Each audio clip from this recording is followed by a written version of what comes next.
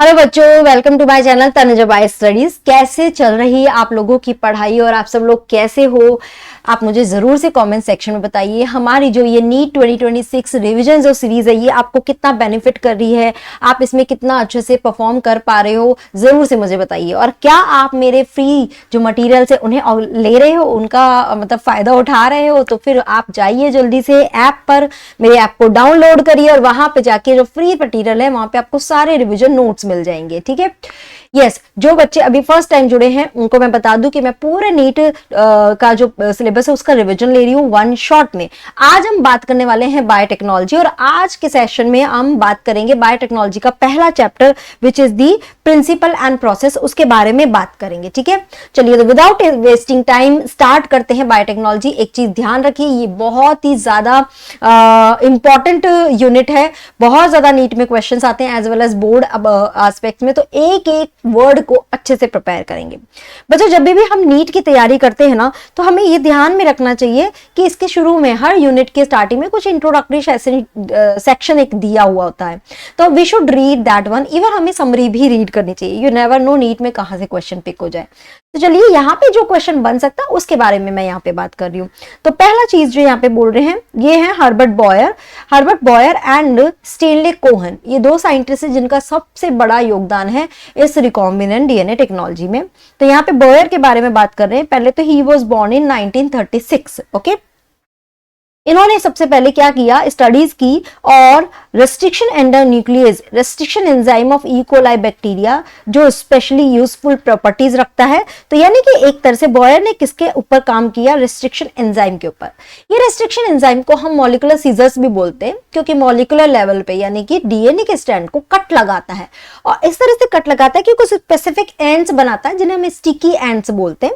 तो वो सारे काम यहाँ पे करता है। ठीक है, तो वो यहाँ पे बोल रहा है these have the capability of cutting the DNA strand in a particular fashion which left what has become known as the sticky ends. ठीक है, now these clipped ends made pasting together pieces of DNA on a precise exercise. ठीक है, बाद में हम इसको देखते हैं कि इसका काम क्या है।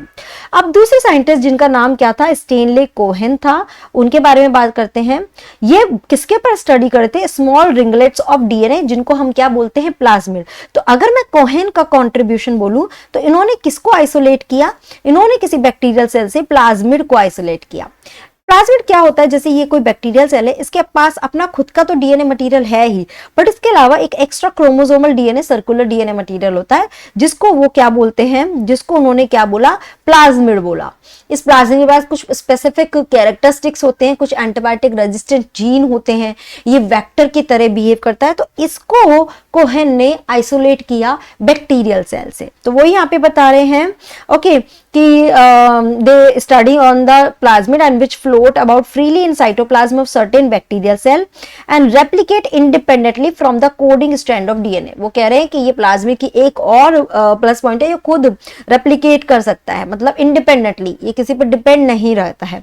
ओके, इसी के साथ ही उन्होंने एक और चीज पे स्टडी किया, उन्होंने डीएनए जो हमारा जीन ऑफ इंटरेस्ट है उसको भी आइसोलेट किया। ध्यान रखिए, देखिए जीन ऑफ इंटरेस्ट, या अगर मैं एकदम शॉर्ट फॉर्म में बताना चाहूँ रिकॉम्बिनेंट डीएनए टेक्नोलॉजी क्या होती है, तो उसमें क्या है कि मान लो हमें कोई पर्टिकुलर एंजाइम प्रोड्यूस करना है जो हमारे लिए बहुत यूजफुल है, कोई पर्टिकुलर प्रोटीन चाहिए या एंजाइम चाहिए या कोई एंटीबायोटिक हमें चाहिए, तो हम क्या है उसको लार्ज स्केल पे ग्रो कराने के लिए हम क्या करते हैं, उसको प्रोड्यूस करने वाली जो डीएनए सीक्वेंस है जिसकी वजह से वो वाला प्रोटीन प्रोड्यूस हो रहा है, उस डीएनए सीक्वेंस को हमने आइसोलेट करना है। जिस भी ऑर्गेनिज्म के अंदर वो सीक्वेंस है वहां से हम उस सीक्वेंस को आइसोलेट कर लेते हैं। तो वो वाला काम किसने किया, कोहेन ने किया। अब हमें क्या चाहिए, उस डीएनए सीक्वेंस को मैं बार बार उससे प्रोटीन बनाना है, यानी उस सीक्वेंस को मैंने जितना मल्टीप्लाई करूंगी उतना ये ज्यादा प्रोटीन बनेगा। तो उस डीएनए सीक्वेंस को हमें किसी एक होस्ट के अंदर डालना होता है जहां पे वो रेप्लिकेट करे, मल्टीप्लाई हो, जिससे उससे प्रोडक्ट्स मिल सके। तो उस होस्ट में डालने के लिए यहाँ पे प्लाज्मिड की जरूरत है। तो प्लाज्मिड यहाँ पे क्या काम कर रहा है, एक वेक्टर का काम कर रहा है जो उस डीएनए को लेके जाएगा, हमारे जीन ऑफ इंटरेस्ट को लेके जाएगा और एक होस्ट के अंदर डालेगा। इन सब चीजों में आरई की जरूरत होती है, क्योंकि आरई क्या करता है, एक कट लगाता है। तो ये प्लाज्मिड में भी कट लगाता है, ये डीएनए में भी कट लगाता है, और सो दैट कि उसको हम होस्ट के अंदर, अभी इसको 2 मिनट में समझते हैं, ठीक है। तो वो यही बोल रहा है कि प्लाज्मिड पे बात कर रहे हैं। तो combining this process with that of DNA splicing enabled the Boyer and Cohen, दोनों ने हाथ मिला लिया आपस में, and recombine the segment of DNA in desire configuration and insert the DNA in bacterial cell which could then act as a manufacturing plant for specific protein, जो एक बहुत ज्यादा लार्ज अमाउंट पे प्रोटीन बनाने के लिए यूज किया जा सकता है, और उसकी वजह से ये टेक्नोलॉजी, बायोटेक्नोलॉजी फाउंडेड हुई। चलिए अब बायोटेक्नोलॉजी के इस चैप्टर में हम सीधा आ जाते हैं इसके प्रिंसिपल पे। देयर आर 2 मेन प्रिंसिपल जिस पे बायोटेक्नोलॉजी वर्क करती है, ये जरूर से पढ़िए, इसे स्किप नहीं करना है। पहला प्रिंसिपल क्या है, जेनेटिक इंजीनियरिंग, कि बायोटेक्नोलॉजी क्या कर रहा है जेनेटिक लेवल पे, मतलब डीएनए में कुछ ऑल्टरेशन कर रहा है, तो उसको हम बोलते हैं एक सिंपल सी लैंग्वेज में जेनेटिक इंजीनियरिंग, कि कुछ नया, कुछ डिफरेंट कर देना। तो ये क्या करते हैं, एक टेक्निक जो ऑल्टर करती है chemistry of genetic material, DNA या आरएनए की जेनेटिक मटीरियल को, ठीक है, to introduce these into host cell and thus change the phenotype of host organism. क्योंकि एक डीएनए की सीक्वेंस को हमने होस्ट में डाला, तो वो होस्ट के अंदर जाके कुछ तो बनाएगा, तो होस्ट का फिनोटाइप चेंज हो जाएगा, बाहर क्या मिल रहा है, क्या अपीयरेंस हो रहा है, वो चेंज हो सकता है।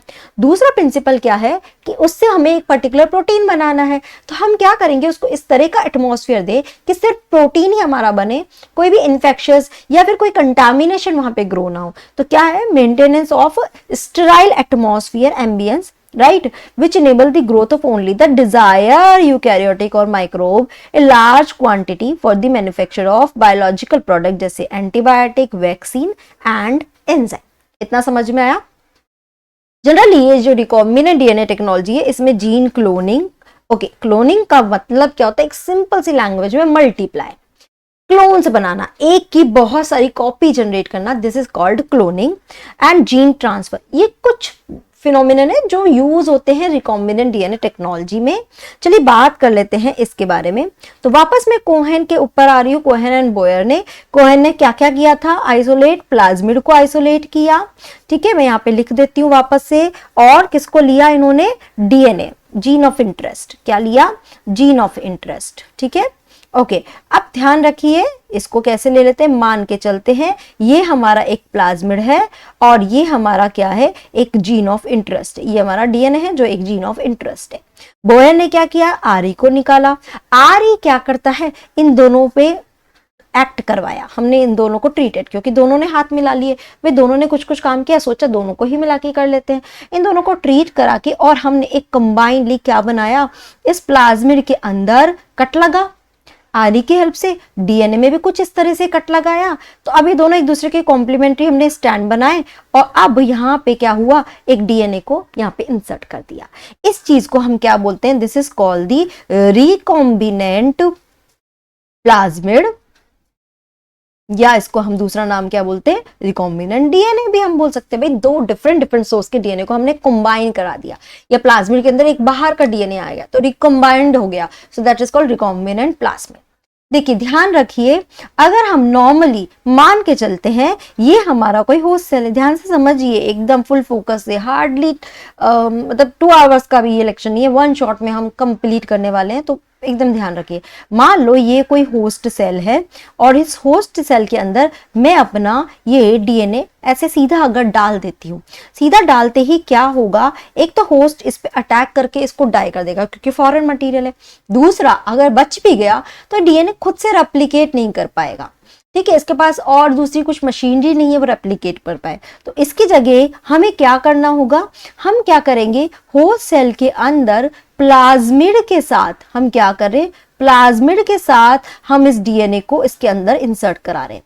तो क्या बेनिफिट है, क्योंकि ये जो प्लाज्मिड होता है ना, इस प्लाज्मिड के पास क्या है, एक सीक्वेंस होती है जिसको हम बोलते हैं ORI। क्या होता है, ORI। ORI क्या कहलाता है, ओरिजिन ऑफ रेप्लिकेशन। ये क्या करता है, ये ऐसी सीक्वेंस है जो हेल्प करती है रेप्लिकेशन में। तो क्या होगा, अब प्लाज्मिड होस्ट पर, ये होस्ट पे डिपेंड नहीं है अपने रेप्लिकेशन के लिए, ये खुद अपना रेप्लिकेशन कर सकती है, बस होस्ट के जो न्यूक्लियोटाइड्स है, मशीन उन्हें यूज किया, बट अपना रेप्लिकेशन खुद कर सकती है with the help of this particular sequence ORI। तो और जब जब प्लाज्मिड रेप्लिकेट करेगा, हमारा जो जीन है, हमारा जो DNA इंटरेस्ट का है, वो भी बार बार रेप्लिकेट करेगा। इस तरह से ये इजीली हमारा किसी होस्ट सेल में रेप्लिकेशन हो जाता है। तो सीधा हम नहीं डाल सकते होस्ट सेल में, ये रेप्लिकेट नहीं होगा, ये या तो क्लीव हो जाएगा बहुत सारे पीसेस में, इस तरह से होगा। ठीक है, समझ आया इतना? नाउ एक आपका डेटा दिया हुआ है यहाँ पे। सबसे पहले फर्स्ट जो प्लाज्मिड आइसोलेट किया गया था, first plasmid, it was isolated from Salmonella typhi. क्या किया था? Salmonella typhi. ठीक है, ये याद रखना, ये क्वेश्चन आ सकता है। ठीक है, ओके। तो इसके पास अपना खुद का ORI था। ध्यान रखिए, प्लाज्मिड के पास अपना खुद का ORI भी होता है, एक एंटीबायोटिक रेजिस्टेंट जीन भी होता है। क्या होता है? एंटीबायोटिक रेजिस्टेंट जीन भी रहता है इनके पास। तो उसकी हेल्प से ये क्या करते हैं,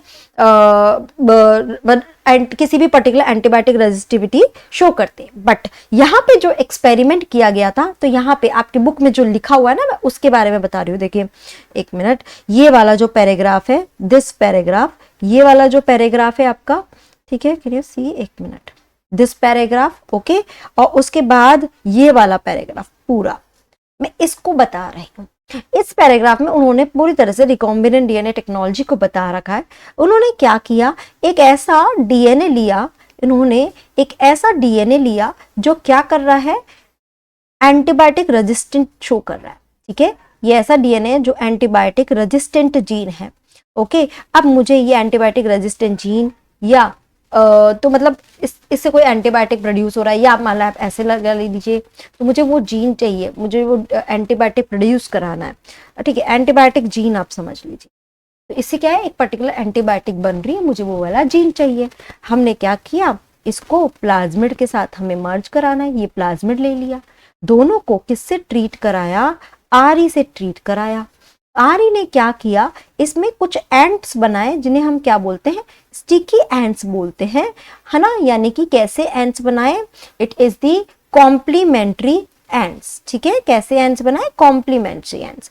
इसकी और उसके साथ ही साथ में क्या डाला, DNA लाइगेज एंजाइम। ध्यान रखिए, DNA लाइगेज क्या कर रहा है, स्टिकिंग का काम करता है। क्या करता है, स्टिकिंग एंड्स को स्टिक करने का काम करता है। आगे और इसकी डिटेल में बात करेंगे। अब क्या हुआ, मेरे पास ये प्लाज्मिड आया और इसमें मेरा ये जीन ऑफ इंटरेस्ट ऐड हुआ। अब हमने इसको किसके अंदर डाल दिया, हमने एक होस्ट सेल के अंदर इसको डाल दिया। चलिए डाल देते हैं, ये देखिए। और अब जब होस्ट सेल मल्टीप्लाई करेगी, यानी कि जितनी होस्ट सेल मल्टीप्लाई करेगी उतना ही मेरा ये प्लाज्मिड भी मल्टीप्लाई करेगा। क्या करेगा, ये प्लाज्मिड भी मल्टीप्लाई करेगा, और प्लाज्मिड जितना मल्टीप्लाई करेगा उतना ही मेरा ये जीन ऑफ इंटरेस्ट भी मल्टीप्लाई करेगा। उससे जो भी प्रोडक्ट होंगे उस प्रोडक्ट को हम आइसोलेट करेंगे और मार्केट में सेल कर देंगे। तो ये एक ओवरऑल, अब मैंने आपको एक प्रोसेस बताया, ओवरऑल होता क्या है। ठीक है, समझ आया? तो इसको 3 स्टेप में डिवाइड किया। पहला स्टेप क्या होता है, it is the identification of DNA with desired gene. मुझे जो भी DNA चाहिए, जो भी प्रोडक्ट चाहिए, उसका जीन वाला पार्ट मुझे आइडेंटिफाई करना है, कहाँ से लेना है। Introduction of identified DNA into host में इंट्रोड्यूस करना with the help of plasmid. Third, maintenance of introduced DNA into the host and transfer the DNA to its progeny. और इस तरह से एटमॉस्फेयर मेंटेन करना है कि होस्ट सेल ग्रो करे और उसकी वजह से DNA भी मेरा उसके प्रोजेनी में जाए और वो भी फिर ग्रो करता जाए। तो ये 3 स्टेप्स होते हैं। अब बात करते हैं tools of recombinant DNA technology. हमने ये ओवरऑल तो बात कर ली कि भाई रिकॉम्बिनेंट DNA टेक्नोलॉजी क्या होती है, बट इसमें मुझे क्या क्या चीजों की जरूरत होगी उसकी बात करते हैं। तो सबसे पहला टूल जो होता है, it is the restriction endonuclease enzyme. ये हमारा क्या है, पहला टूल है, सबसे पहला टूल है। तो सबसे पहले इस रेस्ट्रिक्शन एंडोन्यूक्लियस के एंजाइम के बारे में पता कैसे चला, by the Linn and Arber, ये 2 साइंटिस्ट थे, इन्होंने इसके बारे में बताया। कैसे पता चला, एक फिनोमिनन के थ्रू पता चला। इन्होंने देखा एक बैक्टीरियल सेल है, ओके। तो ये बैक्टीरियल सेल जनरली यहाँ पे क्या देखा, ई कोलाई को, इसके ऊपर जब एक बैक्टीरियोफाज अटैक कर रहा है ना, तो बैक्टीरियोफाज क्या हो रहा है, डाई हो रहा है। ये क्या हो रहा है, डाई हो रहा है। मतलब इकोलाई के पास कुछ ऐसी रेजिस्टेंट एक्टिविटी है या कुछ इस तरह की पावर है कि वो जैसे ही वायरस उसके ऊपर आ रहा है वो उसको किल कर दे रहा है। जब हमने इकोलाई के अंदर देखा कि ऐसी उसके पास क्या चीज है जिसकी वजह से वो किल कर पा रहा है, दे फाउंड कि उनके पास दो मेथोडोलॉजी है। ठीक है, तो इकोलाई दो मेथोडोलॉजीज में वर्क करता है। तो एक मेथोडोलॉजी क्या थी कि इनके पास आरई एंजाइम है। ये आरई जो है इसको ही हम क्या बोलते हैं, it is called the restriction endonuclease. ये एंडोन्यूक्लियस जो एंजाइम है इन्हें ही हम क्या बोलते हैं, they are called the molecular scissors. ठीक है, क्या बोलते हैं, मॉलिक्यूलर सीजर्स। ये मॉलिक्यूलर सीजर्स क्या करते हैं, दे क्लीव और cut the foreign DNA. Okay, foreign DNA का मतलब किसका डीएनए, वायरस का, या आप बोल सकते हो बैक्टीरियोफाइज के डीएनए को कट कर देते हैं और बैक्टीरिया और वायरस क्या हो जाता है, डाई हो जा रहा है। तो इस मैकेनिज्म के थ्रू वो वायरस को इन्फेक्शन कॉज नहीं करने दे रहे। तो बट नेक्स्ट क्वेश्चन आया कि भाई अगर ऐसा कर रहा है, क्योंकि आरई जो है एक पर्टिकुलर सीक्वेंस को रिकॉग्नाइज कर रहा है, वो सीक्वेंस उसे जहां जहां मिल रही है वो वहां वहां कट लगा देता है, तो उसने आरई ने अपने खुद के इकोलाई के डीएनए के सीक्वेंस पे कट क्यों नहीं लगाया, वो खुद के भी तो वो सीक्वेंस तो खुद के डीएनए में भी मिल सकती है। तो उसका आंसर था कि इसके पास एक और मेथोडोलॉजी होती है जिसको हम बोलते हैं मिथाइलेज। तो ये क्या कर रहा था, ये मिथाइल ग्रुप ऐड कर रहा था, add methyl group on its own RE site. ठीक है, जो आरई की साइट है उस पे मिथाइल ग्रुप अटैच कर रहा है खुद के डीएनए में। मतलब आरई जिस साइट को रिकॉग्नाइज कर सकता है वहां पे मिथाइल ग्रुप, अब आरई उसको रिकॉग्नाइज नहीं कर पाएगा क्योंकि थोड़ी सी डिफरेंट हो गई, मिथाइल ग्रुप ऐड होगा। तो इस तरह से ये खुद की चीज को तो प्रोटेक्ट कर रहा है पर बाहर से जो आ रहा है उसके डीएनए में कट लगा देता है। सो ये वाली चीजें, this is how it was got to know कि ऐसी कोई मॉलिक्यूलर सीजर्स प्रेजेंट होते हैं। ध्यान रखिए, सबसे पहला जो फर्स्ट आरई आइसोलेट हुआ था या पता चला था, इट वाज हिंड2। ध्यान रखिए, इट वाज हिंड2। बहुत फेमस क्वेश्चन है, बहुत बार पूछा जाता है, इसका ध्यान रखिए। ये जो एक सीक्वेंस को पता करता है, तो क्या इस सीक्वेंस को हम क्या बोलते हैं, यस मुझे आंसर आना चाहिए, चैट बॉक्स में जल्दी से आंसर करिए। रिकॉग्नाइज अ सीक्वेंस जिसको हम क्या बोलते हैं, yes palindromic sequence. Come on, interact, answer करो, यू विल रियली लव, मतलब एंजॉय करते करते पढ़ाई करोगे। तो पैलिंड्रोमिक सीक्वेंस को ये पता करता है। ये पैलिंड्रोमिक सीक्वेंस का मतलब क्या होता है, ये रीड की जाती है राइट लेफ्ट। ठीक है, क्या अगर हम इसको राइट से रीड करें तो भी सेम सीक्वेंस, लेफ्ट से रीड करें, जैसे फॉर एग्जाम्पल ई को R1 जो है उसमें सीक्वेंस क्या होती है, GAATTC। ठीक है, 5 प्राइम टू 3 प्राइम ये सीक्वेंस है। इसकी उल्टी सीक्वेंस अगर हम पता करें तो क्या होगी, अगेन GAATTC। तो इस सीक्वेंस की वजह से तो राइट से रीड करो तो अभी भी यही रीड हो रही है, लेफ्ट से रीड करो यही, इसे हम बोलते हैं पैलिंड्रोमिक सीक्वेंस। हिंड में वो जो सीक्वेंस है पैलिंड्रोमिक सीक्वेंस, ये कितनी थी, ये याद रखिए 6 बेस पेयर की। ये एक बार क्वेश्चन आया हुआ है, पैलिंड्रोमिक हिंड2 कितनी बेस पेयर की सीक्वेंस को रिकॉग्नाइज करता है। हम जनरली ध्यान नहीं देते बट एक क्वेश्चन पिक हुआ है, तो इट इज 6 बेस पेयर की सीक्वेंस को रिकॉग्नाइज करता है। अब बात करते हैं इसकी नॉमेनक्लेचर की। यस, मैं सच में आप लोगों को ऐसे ऐसे क्वेश्चन यहाँ बताने वाली हूँ जो शायद आप ध्यान भी ना दो बुक पढ़ते वक्त। So be attentive and just go with me. Okay, so nomenclature में हम कैसे करते हैं, एक एग्जाम्पल लेके चलते हैं। एग्जाम्पल है ई को R1 का, क्या है, ई को RY13 यहाँ पे एक्चुअली हमने लिया, जिसमें ई जो होता है तो ये फर्स्ट लेटर किससे आता है, it is coming from genus. ठीक है, फ्रॉम जीन्स लिखा हुआ है बट वैसे एक्चुअली जीनस है ये, राइट। उसके बाद तो ई क्या हो गया, एस्चेरेशिया। ठीक है, फिर CO आया, इट इज फ्रॉम स्पीशीज। तो स्पीशीज के फर्स्ट में का जो न्यूमोनिक है वो हमने ले लिया, coli. Okay, RY it is coming from the strain, जो स्ट्रेन होता है उसके थ्रू। सी ये क्वेश्चन आपके बोर्ड में बनता है, नॉमेनक्लेचर पूरा एक्सप्लेन करने ही दे देते हैं। और 13 क्या है, ये एक रोमन नंबर दिया जाता है, Roman number given in sequence in which it is identified, it is isolated और आइडेंटिफाइड। जैसे जैसे इसके बारे में पता चला, तो सबसे पहले जो डिस्कवर हुआ उसको 1 नंबर दे दिया, देन 2, तो ऐसे ही यहाँ पे 13। तो ये एक इस तरह से ये इको R1 RY 13 इस तरह से नॉमेनक्लेचर किया जाता है। समझ आया यहाँ पे? चलिए आगे बात करते हैं। इतना क्लियर है? यस। अच्छे से एनसीईआरटी भी लेकर बैठिए, नोटबुक लेके बैठिए, एक 1 बॉटल ऑफ वाटर, ठीक है, वो भी लेके बैठिए, साथ साथ पानी भी पीती चाहिए, अपने आप को हाइड्रेटेड करते रहिए। Give me 1 minute.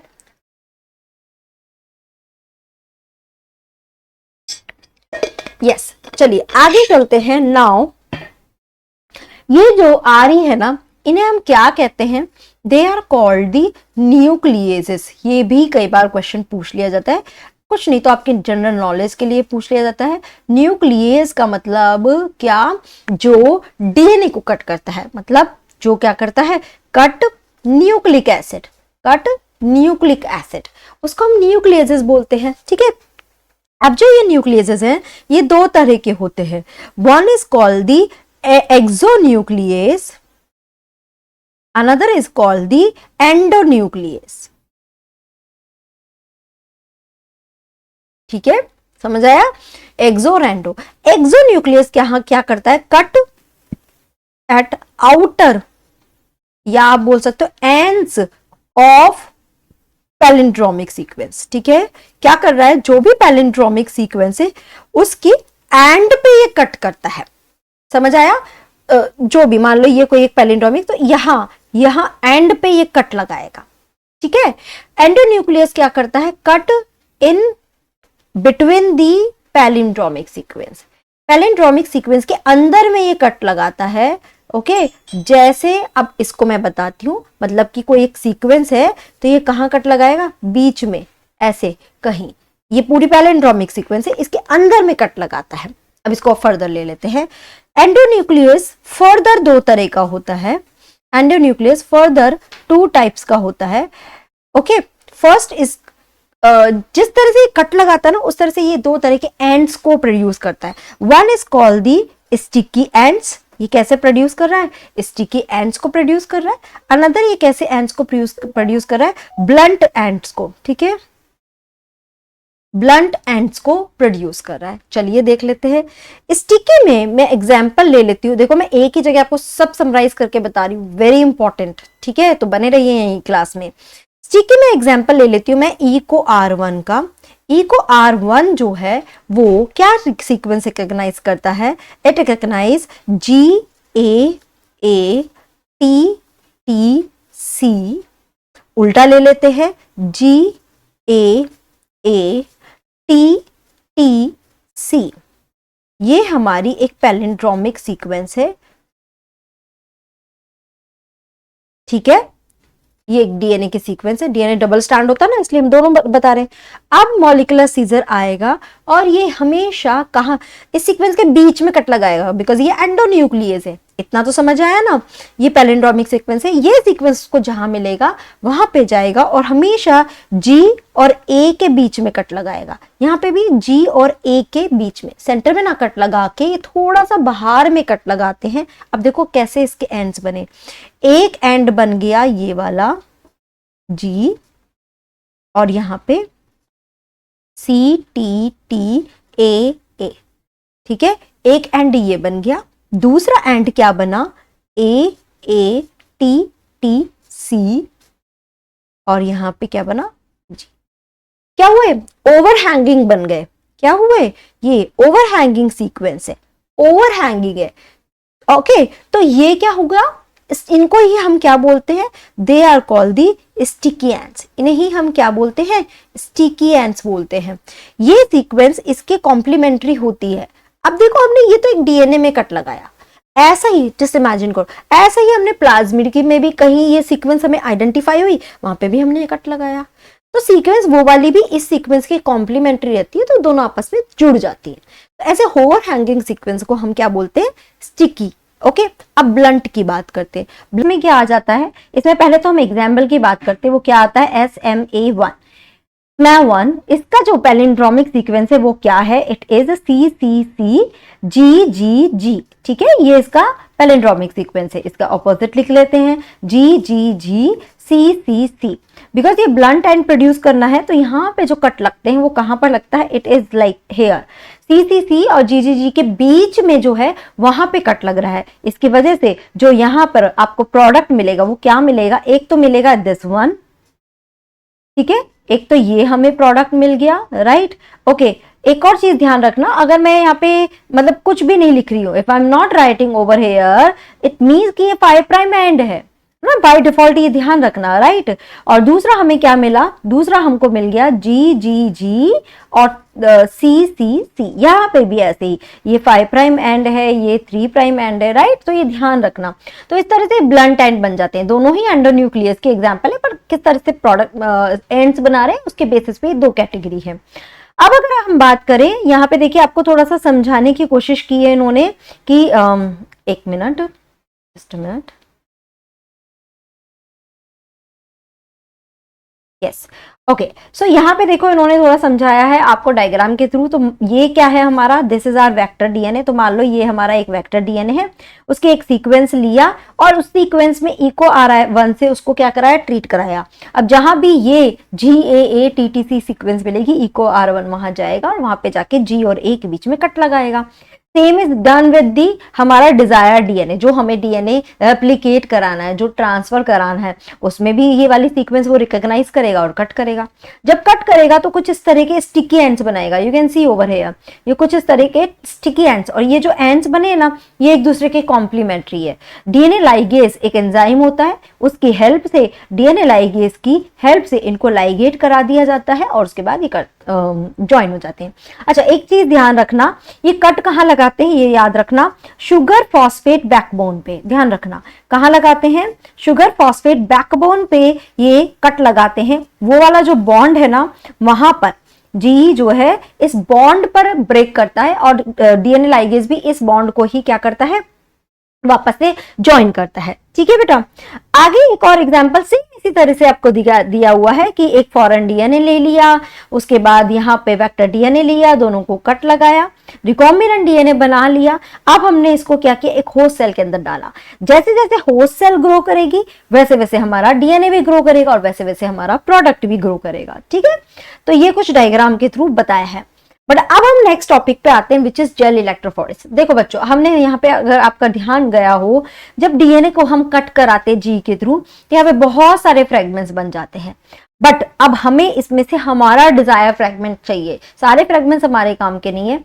तो जो फ्रेगमेंट्स, तो डीएनए को जब हम क्या करते हैं, यहाँ पे लिख देते हैं, डीएनए को जब हम क्या कराते हैं, ट्रीट कराते हैं जी के साथ, तो हमें क्या मिल गया, बहुत सारे डीएनए के फ्रेगमेंट्स मिल गए। और ये जो फ्रेगमेंट्स है ये डिफरेंट लेंथ के होंगे, है ना, ये डिफरेंट लेंथ के होंगे, यानी कि डिफरेंट मॉलिक्यूलर वेट होंगे, मॉलिक्यूलर वेट इनका डिफरेंट डिफरेंट होगा। मुझे इसमें से अपना डिजायर डीएनए आइसोलेट करना है, ठीक है, जो मुझे होस्ट के अंदर चाहिए।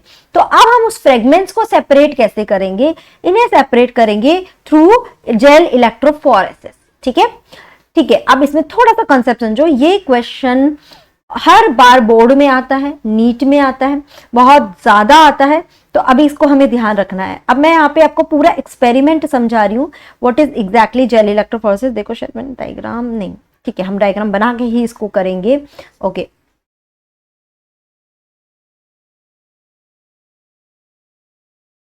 ठीक है, तो ये हमने एक जेल बनाया।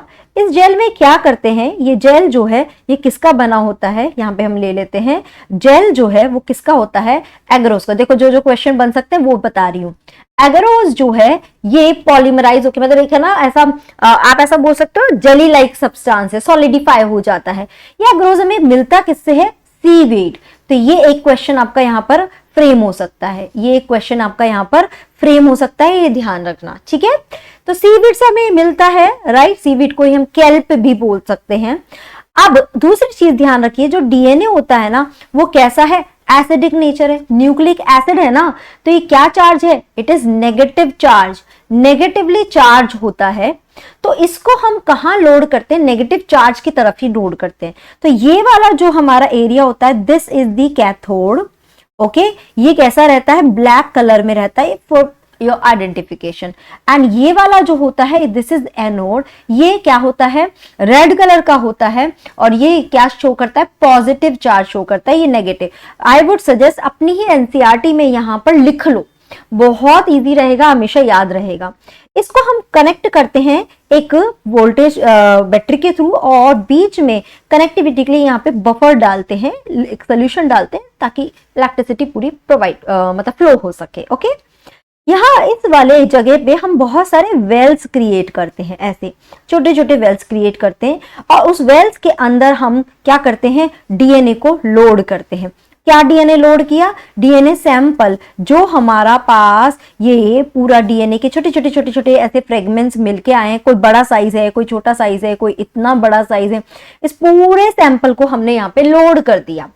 ठीक है, लोड करने के वजह से बिकॉज डीएनए नेगेटिव चार्ज है, ये भी नेगेटिव चार्ज है, ये दोनों एक दूसरे को क्या करेंगे, रिपेल करेंगे। रिपेल करने की वजह से एंड यहाँ पे पॉजिटिव चार्ज है, ये क्या करेगा, डीएनए को अट्रैक्ट करेगा। तो डीएनए क्या करेगा, ये आगे की तरफ मूव करना शुरू कर जाएंगे, आगे की तरफ सब डीएनए आगे की तरफ मूव करना शुरू कर जाएंगे। ओके अब देखो जो एगरोस जेल होता है ना, इस एगरोस जेल में क्या होते हैं, पोर साइज होते हैं, मतलब छोटे छोटे पोर होते हैं, उस पोर में से डीएनए पास ऑन होता है। ठीक है, अब जो डीएनए का साइज सबसे छोटा होगा वो इजीली पास होता चला जाएगा, तो वो बहुत जल्दी जल्दी भाग भाग के आगे जाएगा। और जो हेवी साइज का होगा, बड़ा साइज होगा, वो उस पोर में से टाइम लगेगा उसको पास करने में, तो वो बहुत स्लो जा पाएगा। ये बात समझ में आ रही है, छोटा साइज है जल्दी ऐसे रेस, आप ऐसे समझ लो एक रेस है, हल्का फुल्का सा है, वो बहुत जल्दी भाग भाग के आगे चला जाएगा और बहुत जो हैवी है वो नहीं जा पाएगा। सेम फंड आप यहाँ पे अप्लाई कर सकते हो। तो मतलब कि छोटे वाले साइज के जो है वो मुझे सबसे आगे आगे मिल जाएंगे। ठीक है, तो मान लो ये कुछ इस तरह से, थोड़ा सा जो बड़ा साइज है वो मुझे यहाँ पे मिलेगा। ठीक है, इसके अलावा और थोड़ा सा थिक बैंड है वो मुझे करीब यहाँ मिला, और एक हो सकता है ये थिक बैंड है जो मुझे यहाँ पर मिला। तो इस तरह से मुझे अलग अलग क्या मिल जाएंगे, बेंडिंग पैटर्न यहाँ पर मिल जाएंगे, कुछ इस तरह के बेंडिंग पैटर्न मिल जाएंगे। समझ आया यहाँ तक? ठीक है ना। ओके अब एक चीज ध्यान रखते हैं, जब हम इस डीएनए सैंपल को लोड करते हैं, इस सैंपल के साथ हम एक और चीज भी ऐड करते हैं which is ETBR, ethidium dibromide. क्या नाम है, इथिडियम डाइब्रोमाइड। ये क्या है, एक एक्चुअली स्टेन है जो क्या करता है, डीएनए के साथ मतलब उसके साथ उसके स्ट्रक्चर में जाके बाइंड हो जाता है। ठीक है, बाइंड हो जाता है डीएनए में। जब हम इसको यूवी के अंडर में देखते हैं तो ये क्या करता है, ऑरेंज कलर में इल्यूमिनेट होता है, ऑरेंज कलर देता है। क्योंकि यहाँ पे इस जेल पे अगर आप देखोगे आपको ऐसे डीएनए नहीं दिखेगा, आपको ऐसे डीएनए नहीं दिखेगा। इस जेल को रन करने के बाद इस जेल को हम क्या करते हैं, यूवी के नीचे जाके देखते हैं। जैसे हम यूवी के नीचे देखते हैं, ऑरेंज कलर के हमें इस जेल में बैंड्स नजर आते हैं। अब उसमें से जो भी हमारा डिजायर वाला बैंड है, जो भी हमारा डिजायर वाला बैंड है, सपोज मेरा ये बैंड है, तो मैं इसको एक नाइफ की हेल्प से कट करूंगी इतने जेल को एंड इसको बाहर सेपरेट कर लेंगे। इस प्रोसेस को हम क्या बोलते हैं, इल्यूजन। याद रखना, ये आपका बोर्ड का बहुत फेमस क्वेश्चन है, बहुत बार पूछा जाता है। ठीक है, तो अपने डिजायर डीएनए को जेल में से बाहर निकालना इज कॉल्ड इल्यूजन। याद रखना, अपनी बुक में भी अंडरलाइन कर लीजिए, ये वेरी इंपॉर्टेंट है इस चीज को ढंग से करना। तो मुझे मिल गया मेरा डीएनए, डिजायर डीएनए। अब ये डिजायर डीएनए फ्रेगमेंट मिला, तो अब हमें इसके साथ क्या चाहिए, वेक्टर चाहिए। देखो सबसे पहले हमने आरई के बारे में पढ़ा कि मुझे आरई चाहिए। इस आरई को मैंने अपने डिजायर डीएनए पे ट्रीट कराया, डीएनए का फ्रेगमेंट मिल गया। अब डीएनए के फ्रेगमेंट को मुझे होस्ट में डालने के लिए मुझे वेक्टर की जरूरत है। तो अब थर्ड मुझे क्या चाहिए, वेक्टर चाहिए। अब एक सूटेबल वेक्टर ढूंढना भी is also a very big task. कौन सा वेक्टर हमें लेना चाहिए, किस तरह का वेक्टर लेना चाहिए। तो चलिए अब थर्ड पॉइंट पे आते हैं, ये टूल की बात कर रहे हैं। थर्ड टूल हमारा क्या है, इट इज वेक्टर। ठीक है, देखिए एक चीज समझिए, वेक्टर जो होता है ना, उसके पास कुछ बहुत अलग अलग तरीके के वेक्टर होते हैं। अगर मैं बात करूं यहाँ पर, तो एक वेक्टर होता है जिसको हम प्लाज्मिड बोलते हैं। प्लाज्मिड वाला जो वेक्टर है जनरली ये बैक्टीरिया से आइसोलेट किया जाता है। ठीक है, इसके अलावा यहाँ पर दूसरे भी वेक्टर हैं, कुछ आर्टिफिशियली बनाए जाते हैं, जैसे एक कॉस्मिड। कॉस्मिड जो है वो क्या है, लैम्डा फाज, यानी कि एक फाज जो है, एक बैक्टीरियोफाज जो है, उसकी एक कॉस साइट लेते हैं और उस कॉस साइट को इस प्लाज्मिड वाली साइट से मिक्स कर देते हैं, ये बन गया कॉस्मिड। ये क्या करेगा, थोड़े और बड़े स्ट्रेच ऑफ डीएनए को कैरी कर सकता है। प्लाज्मिड जो है बहुत छोटा स्ट्रेच ऑफ डीएनए कैरी कर पाएगा, ये थोड़ा बड़ा, कौन सा डीएनए, फॉरेन डीएनए, राइट। इसके अलावा हम अगर आर्टिफिशियल वेक्टर की तरफ जाए, तो मैं अगर यहां पर ही लिखूं, है ना, अगर मैं जाऊं किसकी तरफ, आर्टिफिशियल की तरफ, ठीक है, आर्टिफिशियल वेक्टर की तरफ जाए तो यहां पर मुझे क्या है, यहां पर बैक और यैक, अगर आपको ध्यान है ह्यूमन जीनोम प्रोजेक्ट, वहां पे हमने इनको पढ़ा था, bacterial artificial chromosome, yeast artificial chromosome, ठीक है बच्चों। ओके, तो ये हमारे वेक्टर्स हो गए, इसके अलावा भी और है, अभी बात करेंगे। फिलहाल हम बात करते हैं कि जो वेक्टर्स हैं इनके पास क्या क्या क्वालिटी होनी चाहिए। तो पहली क्वालिटी होनी चाहिए ओरिजिन ऑफ रेप्लिकेशन। तो क्या हुआ, ओरिजिन ऑफ रेप्लिकेशन एक स्मॉल न्यूक्लियोटाइड सीक्वेंस होती है जो क्या करती है, यहां से मैं मेन पॉइंट्स की बात कर रही हूं, ये स्टार्ट कराती है रेप्लिकेशन को। ये क्या करता है, जब डीएनए पॉलीमरेज आता है रेप्लिकेशन के लिए, तो वो ओआरआई को सर्च करता है, जहां भी उसे ओआरआई मिला वहां से वो रेप्लिकेशन करना शुरू कर देगा। एक और चीज भी ये क्या करता है, इट कंट्रोल दी रेप्लिकेशन, और आप बोल सकते हो कॉपी नंबर, और क्या बोल सकते हो, copy number of desire DNA, कि भाई डिजायर जो डीएनए है उसके कितनी कॉपी जनरेट हो उसे भी कंट्रोल करता है। हमें हर चीज ऑप्टिमम अमाउंट में चाहिए, ऐसा ना हो कि उसकी कॉपी मल्टीपल जनरेट होना शुरू हो जाए, लार्ज नंबर में प्रोड्यूस हो जाए, तो ओवर प्रोडक्शन भी नहीं चाहिए, तो वो उस चीज को कंट्रोल करता है ओआरआई साइट। ओके, सेकेंड ले लेते हैं विच इज सिलेक्टेबल मार्कर। अब इस चीज को ध्यान से समझना है। पहले हम यहाँ पे प्लाज्मिड का एग्जाम्पल जो ले रहे हैं वो ले रहे हैं हम PBr322। क्या ले रहे हैं, इट इज मैं लिख देती हूँ यहाँ पे लिखा हुआ है वैसे तो PBr322। यहाँ पे बी और आर क्या थे, साइंटिस्ट का नाम है बॉलिवर एंड रॉड्रिगज, ठीक है, यहाँ पे देखो नाम भी लिख रखा होगा, नहीं तो मैं आपको लिख के दे ही रही हूँ। ये जो दो साइंटिस्ट थे इन्होंने इस PBr322 को बनाया, ये आर्टिफिशियली बनाया हुआ है, राइट। अब अगर आप इसमें साइट देखेंगे, यहाँ पे बहुत सारी साइट दी है। ओरिजिन ऑफ रेप्लिकेशन तो हमने बात कर ही ली, मैं बात करना चाहूंगी पहले किसकी, आरओपी की, ठीक है। ये आरओपी यहाँ पे लिखा ही हुआ है, ये ऐसे प्रोटीन कोड करता है जो रेप्लिकेशन में हेल्प करते हैं प्लाज्मिड को। ये क्वेश्चन एक बार पूछ लिया गया था, तो जस्ट बिकॉज कि हम किसी भी डायग्राम के नीचे का ये नहीं पढ़ेंगे तो भी हम क्वेश्चन मिस कर सकते हैं। तो आरओपी का रोल क्या है, क्योंकि ये थियरी में कहीं नहीं लिखा हुआ, तो आरओपी का रोल क्या है, ये कुछ प्रोटीन कोड करता है जो प्लाज्मिड को रेप्लिकेशन करने में हेल्प करते हैं, ठीक है। अब मैं आपको बात बता रही थी किसकी, सिलेक्टेबल मार्कर की। तो सिलेक्टेबल मार्कर क्या होते हैं, सिलेक्टेबल मार्कर कुछ एंटीबायोटिक रेजिस्टेंस जीन होते हैं, ठीक है। ओके, अब ध्यान रखिए, कोई जो प्लाज्मिड होता है ना, ये एक पॉइंट मैं आपको बता देती हूँ, ये बहुत इंपॉर्टेंट पॉइंट है, ध्यान से समझना, एक एक चीज क्लियर करूंगी, ठीक है। तो क्या होता है, जो प्लाज्मिड होता है ना, उसकी खासियत क्या होती है, उसके पास एंटीबायोटिक रेजिस्टेंट जीन होते हैं, मतलब कि कोई एंटीबायोटिक मैंने उसको दिया जो उसको मार सकता है, तो वो क्या करेगा, अपने एंटीबायोटिक रेजिस्टेंट जीन की हेल्प से उसके अगेंस्ट रेजिस्टिविटी दिखाकर अपने आप को प्रोटेक्ट कर सकता है। ये प्लाज्मिड के पास इनबिल्ट कुछ खासियत होती है। तो वो जो एंटीबायोटिक रेजिस्टेंट जीन होते हैं, क्या होते हैं, ये जो एंटीबायोटिक रेजिस्टेंट जीन होते हैं ना, ये ही सिलेक्टेबल मार्कर का काम करते हैं। अब देखिए, इसको मार्कर का मतलब क्या, किसी चीज को सिलेक्ट करने में हेल्प कर रहा है कि मुझे ये वाली सेल चाहिए या ये वाली सेल चाहिए, इस तरह से ये हेल्प करते हैं। यहाँ पे एंटीबायोटिक रेजिस्टेंट जीन जैसे क्या, टेट्रासाइक्लिन रेजिस्टेंट, एम्पिसिलिन, ठीक है, और इसके अलावा क्लोरामफेनिकोल भी होता है यहाँ पर, ठीक है, केनामाइसिन। तो यहाँ पे आपके बहुत सारे एंटीबायोटिक रेजिस्टेंट जीन के नाम दिए हुए हैं, आपको ये ध्यान रखने हैं, chloramphenicol, kanamycin and tetracycline. Okay, तो अगर मैं यहाँ पे देखूं, यहाँ पे देखो एक टेट्रासाइक्लिन रेजिस्टेंट जीन यहाँ पे दिया हुआ है और एम्पिसिलिन रेजिस्टेंट जीन दिया हुआ है।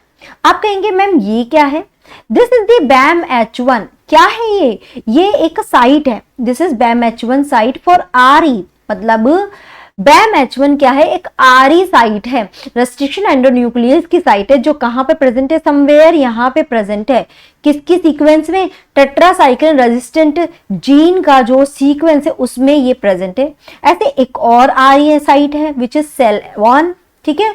एक आरओपी के अंदर भी पीवीयू सेकंड की साइट होती है। ये सब क्या है, आरई साइट्स हैं।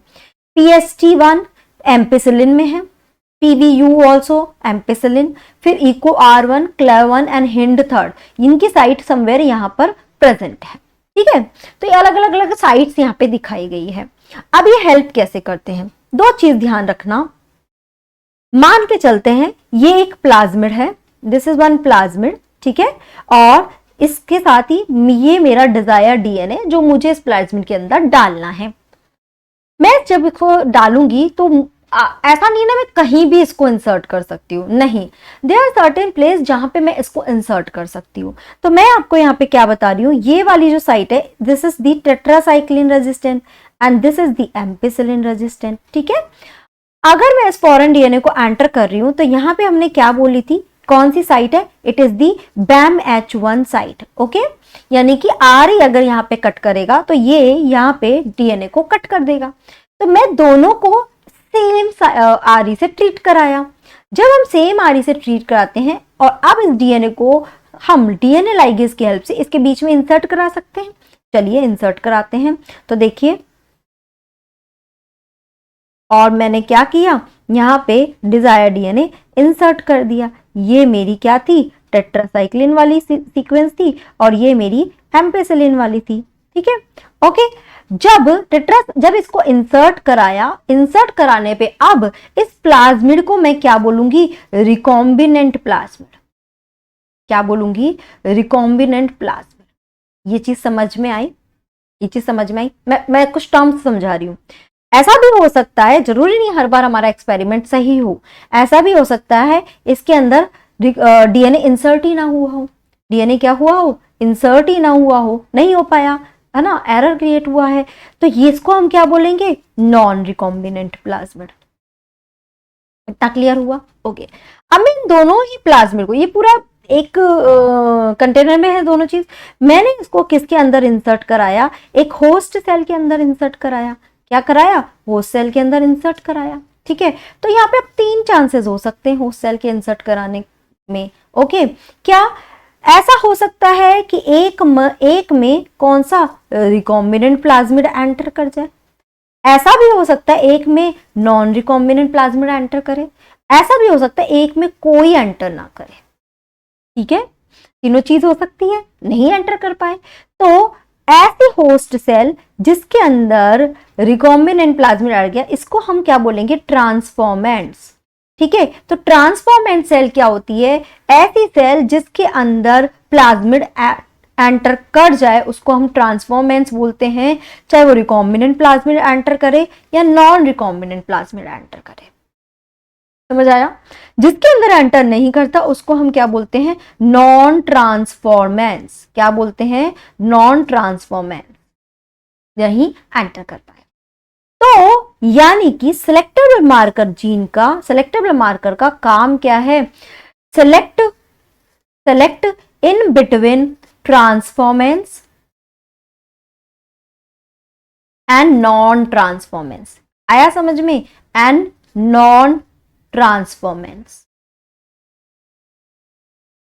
इनके बीच में डिफरेंशिएट कराता है ये। तो ट्रांसफॉर्मर नॉन ट्रांसफॉर्मर सेल को सिलेक्ट करने में हेल्प करता है, ओके। कैसे हेल्प करेगा देखते हैं।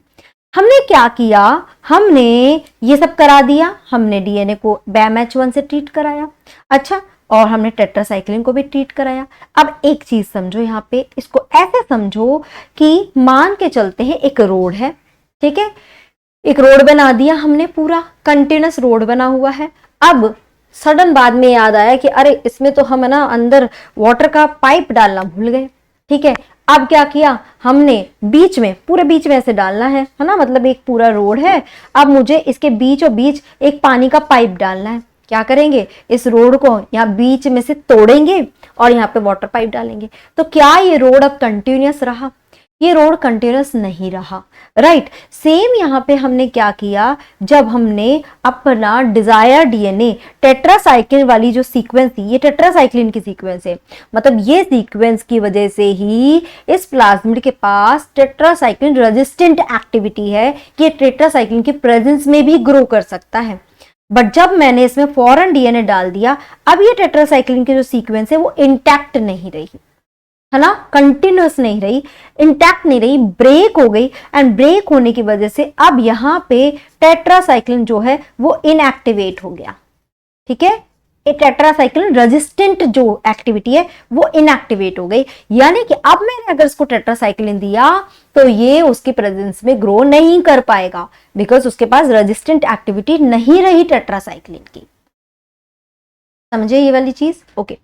दूसरी चीज, यहां पे क्या था, एम्पेसिलिन रेजिस्टेंट, यहां पे मैंने डीएनए इंसर्ट नहीं किया है, यानी ये वाली सीक्वेंस अभी भी इंटैक्ट है, यानी कि अगर मैंने एम्पेसिलिन दिया तो ये ग्रो कर जाएंगे, ठीक है। अब देखो कैसे करते हैं, हमने डीएनए डाल दिया, हमने प्लाज्मिड को डाला, अब मैंने क्या किया, देखो यही तीन चीजें समझ लो, है ना। अब अगर मैं इन्हें किसके प्रेजेंस में ग्रो कराऊंगी, जब हम इसको एम्पेसिलिन के प्रेजेंस में ग्रो कराते हैं ना, तो क्या ये ग्रो कर जाएगा? मान के चलते ये होस्ट सेल ए है, ये बी है, ये सी है। आप मुझे चैट बॉक्स में भी आंसर करिए, क्या ए सेल एम्पेसिलिन के प्रेजेंस में ग्रो करेगी या नहीं करेगी? तो आप बोलेंगे यस, ए सेल ग्रो करेगी। क्या बी सेल ग्रो करेगी एम्पेसिलिन के प्रेजेंस में? योर आंसर क्या रहेगा? यस, क्योंकि एम्पेसिलिन अभी भी इसमें इंटैक्ट है ना। ये रिकॉम्बिनेंट प्लाज्मिड भले नहीं है, बट एम्पेसिलिन सीक्वेंस तो अभी भी इंटैक्ट है, ठीक है। क्या सी सेल ग्रो करेगी? आप बोलेंगे नहीं मैम, ये ग्रो नहीं कर पाएगी क्योंकि इसके अंदर प्लाज्मिड ही नहीं आया, और प्लाज्मिड नहीं आया तो रेजिस्टेंट एक्टिविटी भी नहीं आई एम्पेसिलिन वाली, तो ये एम्पेसिलिन के प्रेजेंस में ग्रो नहीं कर पाएगी। तो इसकी वजह से हम क्या कर पा रहे हैं, सारे जितने भी ग्रो करी वो वाली सेल को आगे प्रोसीड करेंगे, और ये सेल ग्रो नहीं कर पाएगी। तो ये हमने इस तरह से क्या कर लिए, हमने सेलेक्ट कर लिए ट्रांसफॉर्मेंट्स, हमने क्या कर लिए, सारे ट्रांसफॉर्मेंट्स सेलेक्ट कर लिए, ठीक है। ओके, अब देखिए हमें जो होस्ट सेल ग्रो कराना है वो कौन सा वाला चाहिए, ये वाला ग्रो कराना है। इसको मल्टीप्लाई कराने का कोई फायदा नहीं है, क्योंकि मेरा डिजायर डीएनए में है ही नहीं ना। व्हाई वुड आई मल्टीप्लाई, मैं इसको क्यों मल्टीप्लाई कराऊंगी, क्योंकि इसमें मेरा डिजायर डीएनए है ही नहीं। I want this one. अब मैं ए और बी में से कैसे सेलेक्ट करूं, क्योंकि ट्रांसफॉर्मेंट में तो ये दोनों ही आ गई है। तो अब हम इसे किसमें प्रेजेंस में ग्रो कराएंगे, grow in presence of tetracycline, tetracycline की प्रेजेंस में ग्रो कराएंगे। तो क्या आप मुझे बता सकते हो कौन सी सेल है जो टेट्रासाइक्लिन की प्रेजेंस में ग्रो करेगी? आप बोलेंगे ए ग्रो करेगी, क्या नहीं कर पाएगी, क्योंकि सीक्वेंस इंटैक्ट नहीं रही, टेट्रासाइक्लिन अभी काम नहीं कर रहा है रेजिस्टेंट एक्टिविटी, ये टेट्रासाइक्लिन जैसे मिलेगा डाई हो जाएगी। बट बी जो है वो ग्रो कर पाएगा, बी जो है वो ग्रो कर पाएगा, तो ए जो है वो ग्रो नहीं कर पाएगा और बी जो है वो ग्रो कर लेगा, बी सेल ग्रो कर लेगा, ठीक है। बट हमें तो ए सेल चाहिए, तो हम क्या करेंगे, इस ए सेल को सेलेक्ट करेंगे और उसको फर्दर क्या कराएंगे, मल्टीप्लाई कराएंगे। आप कहेंगे मैम इसे सेलेक्ट क्या करेंगे, ये तो ग्रो ही नहीं कर रहा है, ये तो ग्रो ही नहीं कर रहा है। तो जनरली होता क्या है ना बेटा, मान लो यहाँ पर हमें कुछ सेल मिल गए जो ट्रांसफॉर्मेंट्स है, मान लो ये कुछ सेल है जो ट्रांसफॉर्मेंट्स है, ठीक है, ये ट्रांसफॉर्मेंट्स है।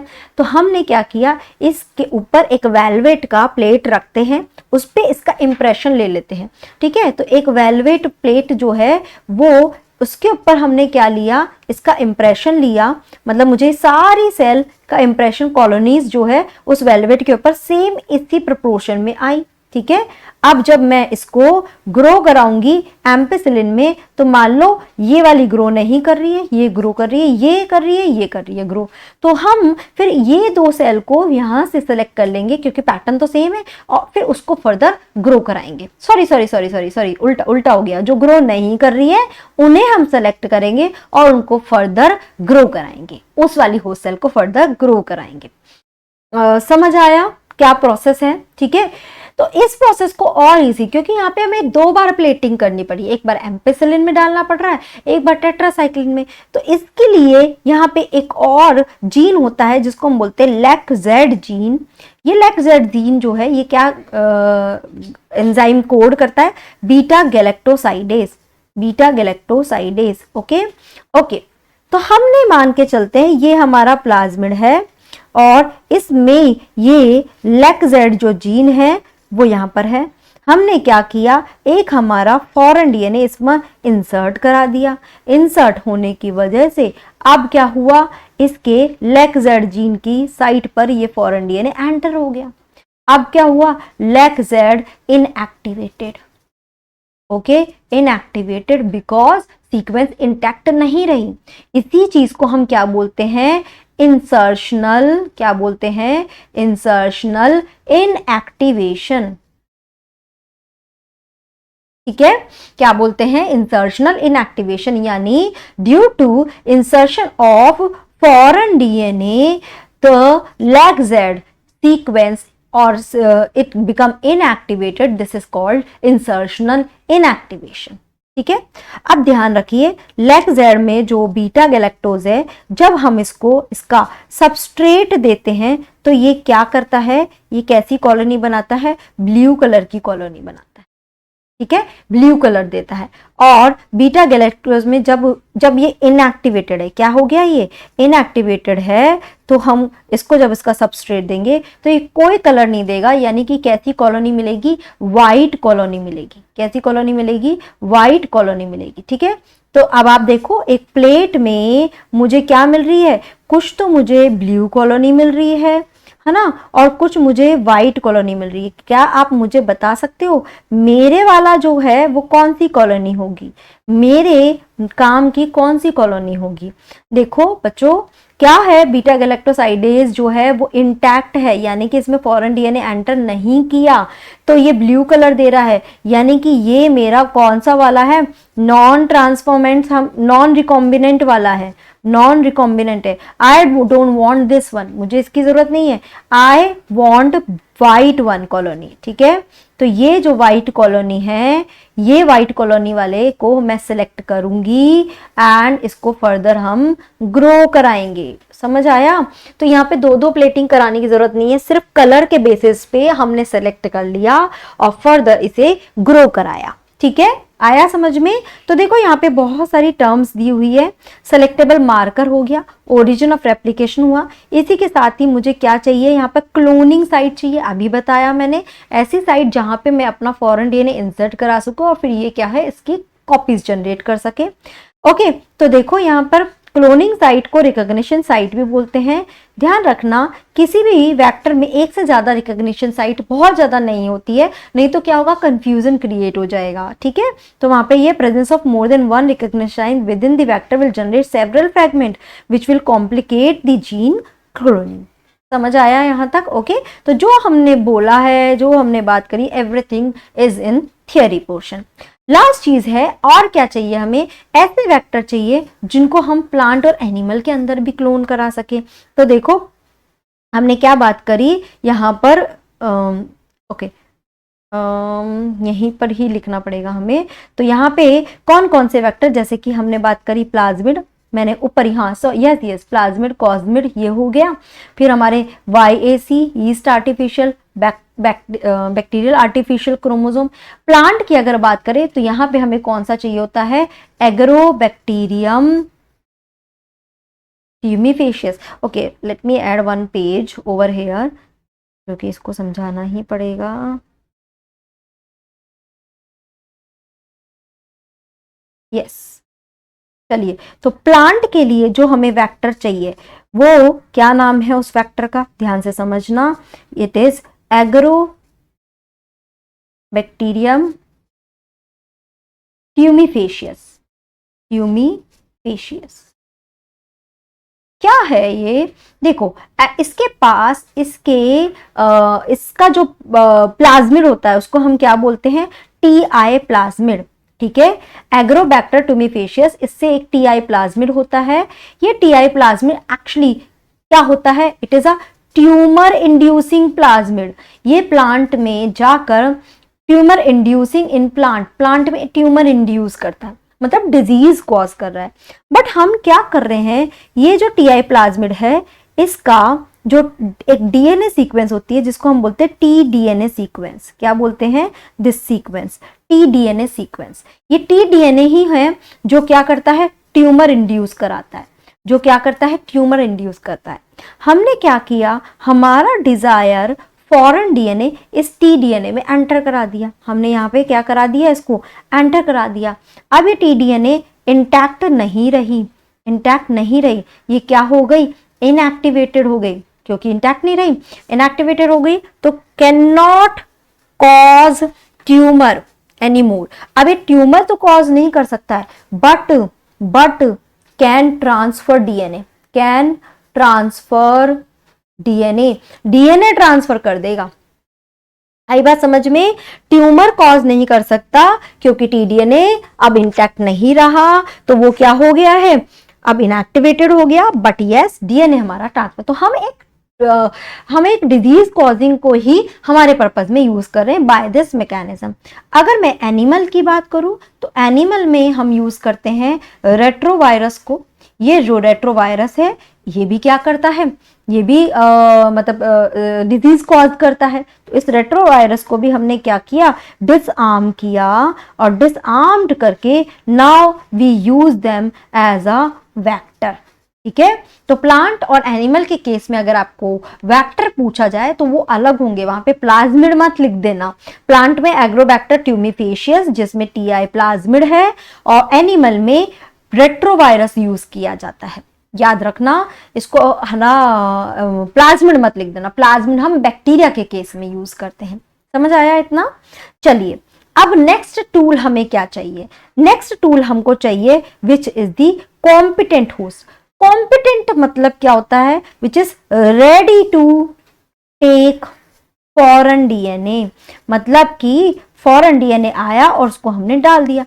देखो हम कह तो रहे हैं कि हम प्लाज्मिड में डीएनए को मर्ज कराया और उस प्लाज्मिड को होस्ट के अंदर डाल देंगे, बट होस्ट सेल इजीली बाहर से कोई भी चीज नहीं एंटर करने देगा अपने अंदर। तो उसको एंटर कराने के लिए हमें क्या करना होगा, उस होस्ट को कॉम्पिटेंट बनाना होगा कि भाई वो रिसीविंग स्टेज में आ जाए, बाहर से कुछ आ रहा है उसको इजीली रिसीव कर ले, बहुत ज्यादा डिनाई ना करे।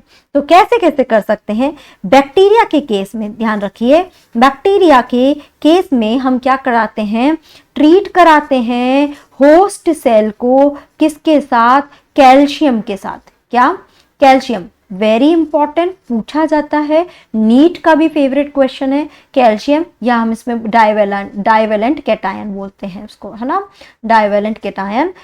कैल्शियम से ट्रीट कराने पर क्या करता है, ये ना पोर क्रिएट कर देता है सेल वॉल में, और इसकी वजह से DNA can enter, DNA can enter. But इसके बाद हम उसको ट्रीट कराते हैं, देन ट्रीटेड विद, इसी के बाद ही हमने पहले इसको दिया चिलिंग का ट्रीटमेंट, फिर हमने दिया इसको हीट का ट्रीटमेंट, ठीक है, और फिर से हम इसको क्या दे दिया, चिलिंग ट्रीटमेंट दे दिया। ठीक है, heat it's around 42 degree centigrade. तो chilling, heat, chilling it's like ना, जैसे हम एक बार ठंडा पी रहे हैं फिर गर्म ठंडा, तो क्या होगा, है ना, बहुत ज्यादा ससेप्टेबल हो जाएंगे इन्फेक्शन के लिए। सेम इज हैविंग हेयर कि हमने होस्ट सेल को वीक कर दिया, तो हमने क्या किया, कैल्शियम से ट्रीट कराया और साथ में ये ट्रीटमेंट दिया, और एट लास्ट डीएनए पूरी तरह से उसमें एंटर कर जाएगा। दूसरा, अगर मैं प्लांट की बात करूं तो प्लांट में हम क्या करते हैं, बायोलिस्टिक जीन गन। ठीक है, ये गन होती है जिसके अंदर क्या होते हैं, गोल्ड पार्टिकल, गोल्ड या किसके पार्टिकल, टंगस्टन के पार्टिकल।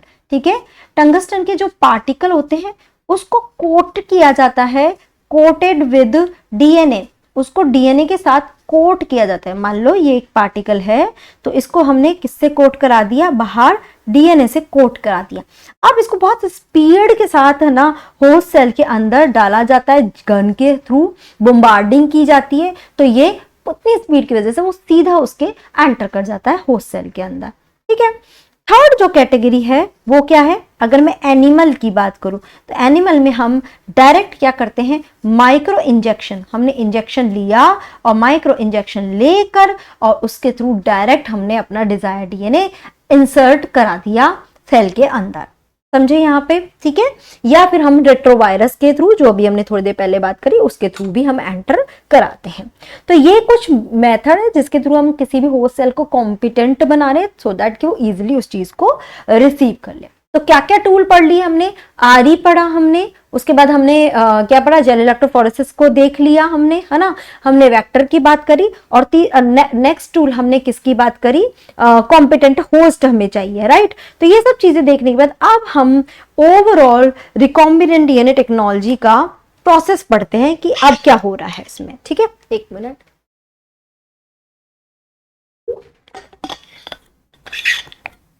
यस। तो चलो यहाँ पे अब ले लेते हैं पूरे प्रोसेस को समझते हैं। अब बहुत इजी जाएगा, देखो बच्चों, काफी इजी रहेगा आपको समझना, क्योंकि बेसिक्स हम सब समझ रहे हैं। अब उन सब को कलेक्ट करके बस एक लाइन अप करने की जरूरत है, एक लाइन में रखना है हमको सब कुछ, ठीक है बच्चों। ओके, तो सबसे पहले हम क्या कर रहे हैं, isolation of genetic material. Yes, एक और चीज आपको बता दूं, अगर आपको इसके ये रिवीजन नोट्स या प्रीवियस जो हमने यूनिट किए उनके किसी के रिवीजन नोट्स चाहिए तो आप मेरी ऐप, मेरे डिस्क्रिप्शन में आपको ऐप लिंक मिलेगा, वहां पे जाइए, उसको डाउनलोड करिए, और उसके ऐप में फ्री मटेरियल सेक्शन में प्रॉपर आपको फोल्डर मिलेंगे जहां पे आप प्रैक्टिस सेट भी ले सकते हैं, रिवीजन नोट्स ही वाले ले सकते हैं, ठीक है बच्चों। चलिए, तो उस चीज को जरूर से ले लेना, और टेलीग्राम जरूर से आप ज्वाइन कर लीजिए, सो दैट आपको जितनी भी अपडेट्स है वो टाइम टू टाइम मिलती रहे। ओके, चलिए, तो हमने क्या किया, देखो, हमें सबसे पहले एक डीएनए ही तो चाहिए जो हमारा डिजायर डीएनए, बट वो डीएनए भी तो किसी ना किसी के अंदर होगा ना, प्लांट के अंदर हो सकता है, किसी बैक्टीरिया के अंदर हो सकता है, किसी एनिमल के अंदर हो सकता है। हमें वहां से सबसे पहले उस डीएनए को आइसोलेट करना पड़ेगा। अब ध्यान रखिए, अगर प्लांट है, देखो डीएनए कहां पे प्रेजेंट होता है, न्यूक्लियस के अंदर, यानी बाहर से सेल वॉल ब्रेक करना है, सेल मेम्ब्रेन ब्रेक करना है, न्यूक्लियर मेम्ब्रेन ब्रेक करना है, तब जाके वो डीएनए बाहर निकल पाएगा। तो सबसे पहले तो मैं बाहर की चीज ब्रेक करूंगी, बिकॉज प्लांट की सेल वॉल किसकी बनी होती है, सेल्यूलोज की बनी होती है, तो इसे हम किससे ट्रीट कराएंगे, सेल्यूलेज से ट्रीट कराएंगे। अगर बैक्टीरिया आ जाता है तो हम इसको ट्रीट कराएंगे लाइसोजाइम से ट्रीट कराएंगे। अगर एक फंगाई है तो हम इसे ट्रीट कराएंगे, काइटिन की इसकी सेल वॉल बनी होती है तो ट्रीट कराएंगे काइटिनेज से। ओके, ये सब क्या करेंगे, they break the cell envelope, okay, या सेल वॉल, कुछ भी आप बोल सकते हो, ठीक है। अब क्या होगा, रिलीज होल कंटेंट, सारा कंटेंट रिलीज हो गया, है ना, कंटेंट इन ट्यूब। अब हमने क्या किया, अब इस ट्यूब के अंदर मान के चलो सब चीजें हो गई, हमने इस ट्यूब को क्या किया, सेंट्रीफ्यूज किया। सेंट्रीफ्यूज यानी कि बहुत हाई स्पीड पे हमने इसको सेंट्रीफ्यूज किया, जिससे क्या हुआ, कुछ चीजें तो पैलेट में आके ऐसे सेटल डाउन हो गई और कुछ चीजें सुपरनेटेंट हो गई। ध्यान रखना, जो पैलेट में आया इसमें क्या आया, हमारे पास डीएनए आया, हमारे पास आरएनए आया, हमारे पास प्रोटीन आइसोलेट हुआ। प्रोटीन बेसिकली क्या, जो डीएनए के साथ हिस्टोन प्रोटीन होता है वो वाला यहाँ पे आया, ठीक है बच्चों। ओके, सुपरनेटिव में हमें सारा जितना भी सेल डेब्रिस होगा वो सब चीजें, है ना, जो भी वेस्ट मटेरियल है वो सब यहाँ आ जाएगा। हमें मतलब है पैलेट से, हमने पैलेट को ले लिया, ये सुपरनेटिव हटाया। अब इस पैलेट के अंदर मुझे सिर्फ मतलब है डीएनए से, मुझे आरएनए भी नहीं चाहिए, मुझे प्रोटीन भी नहीं चाहिए। हम क्या कराएंगे, आरएनए को राइबोन्यूक्लियेज, हमने क्या डाला, राइबोन्यूक्लियेज एंजाइम डाला उसके अंदर। हमने प्रोटीन को डाला तो हमने प्रोटीएज डाला। इसके अलावा और हम क्या डाल देते, कोई लिपिड मॉलिक्यूल है तो हमने लाइपेज डाल दिया जो लिपिड को डाइजेस्ट कर देगा। अमाइलेज है तो हमने मतलब प्रोटीन का ही पार्ट है तो हमने क्या डाल दिया, अमाइलेज डाल दिया। तो मतलब हमने ये सब डाले, ये सब ने सारी चीजों को क्या कर दिया, डाइजेस्ट कर दिया। अब अगेन हम इसको क्या कराएंगे, सेंट्रीफ्यूज कराएंगे। अगेन हमने सब डाल के इसको सेंट्रीफ्यूज कराया। सेंट्रीफ्यूज करने पे कुछ सुपरनेटेंट आया और कुछ यहाँ पे पैलेट आया। तो ये ध्यान रखना, इस सुपरनेटेंट पे अब क्या है, डीएनए मॉलिक्यूल है, और पैलेट में ये सब कुछ है, ये सब कुछ है ना, ये पैलेट के अंदर है। This whole content is in this one.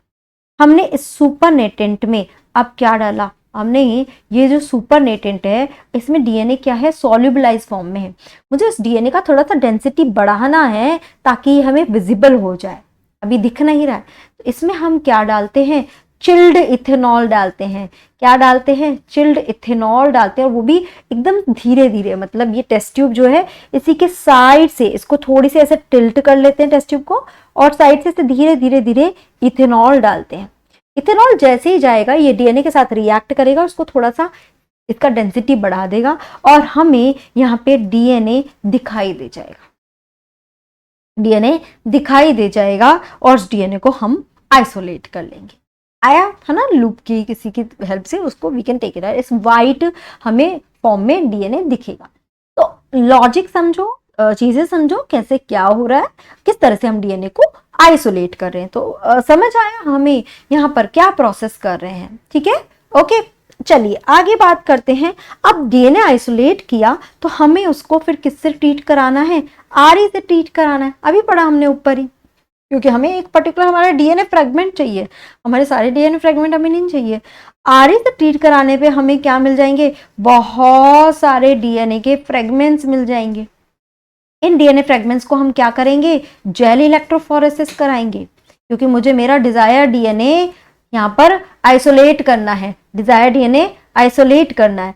तो अब यहां से हम क्या कर लेंगे, हमारा चूज डिजायर्ड डीएनए, है ना, डिजायर्ड डीएनए चूज कर लिया, है ना। ये इलेक्ट्रोफोरेसिस प्रोसेस याद है, अभी थोड़ी देर पहले पढ़ा हमने। ओके, ध्यान रखिए जब हमें हमारा ये डिजायर डीएनए मिल गया, ओके, तो हम क्या करते हैं, इसका रेस्पेक्टिव जो भी प्लाज्मिड है, इसका रेस्पेक्टिव जो भी प्लाज्मिड है उसको और डीएनए को, दोनों को सेम आरई से तो हमने ट्रीट करा ही दिया। उसके बाद हम डीएनए लाइगेज लेंगे और इन दोनों को ज्वाइन करा देंगे। मतलब इट्स लाइक दिस कि अब हमारा फाइनली डीएनए यहाँ पर ज्वाइन हो गया। क्या मिल गया हमें, रिकॉम्बिनेंट वेक्टर।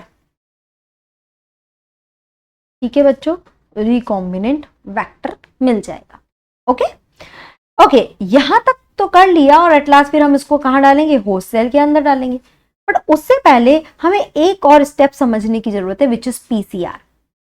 ठीक है, ओके, तो हमें एक और स्टेप समझना है, विच इज पीसीआर।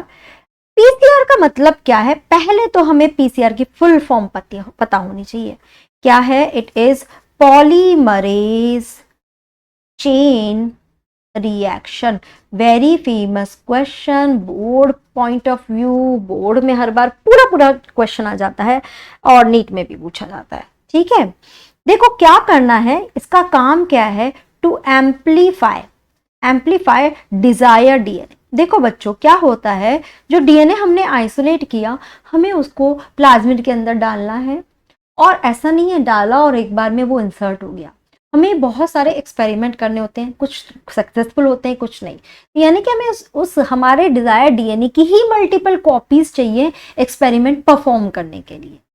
तो अब वो डीएनए की मल्टीपल कॉपी कैसे, मतलब बिफोर वेक्टर के साथ अटैच करने से पहले मुझे उस डीएनए की बहुत सारी कॉपीज चाहिए।